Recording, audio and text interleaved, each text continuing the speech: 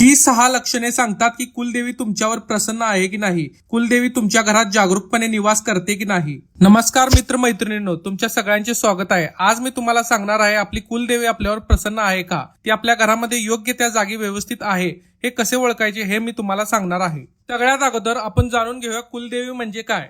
तर जी आपल्या कुळाचं रक्षण करते, आपल्या घराच्या प्रगतीमध्ये तिचा आशीर्वाद आहे, बाहेरची कोणतीही नकारात्मक शक्ती तिच्या परवानगीशिवाय आपल्या घरामध्ये प्रवेश करू शकत नाही, तर या देवीला आपण कुलदेवी म्हणतो. पिढ्यानपिढ्या म्हणजे आपल्या पूर्वजांच्या पासून या कुलदेवीची सेवा आपल्या प्रत्येकाच्या घरात घडत आलेली असते. प्रत्येकाची कुलदेवी वेगवेगळी असते. जसे की तुमच्यापैकी काही जणांची कुलदैवत तुळजापूरची तुळजाभवानी आई असेल, कुणाची कुलदेवी मोहटा देवी असेल, तर कुणाची रेणुका देवी, तर कुणाची कोल्हापूरची महालक्ष्मी असेल, तर कोणाची कालीमाता सुद्धा असेल. तर घरानुसार कुळाची कुलदेवी ही बदलत असते.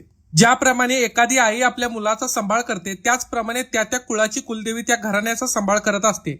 कुलदेवीला प्रसन्न करण्यासाठी आपल्याला कोणत्याही प्रकारची कठीण तपश्चर्या किंवा कठीण सेवा करावी लागत नाही, कारण कुलदेवी ही स्वतःच स्वयंसिद्ध स्वरूप आहे.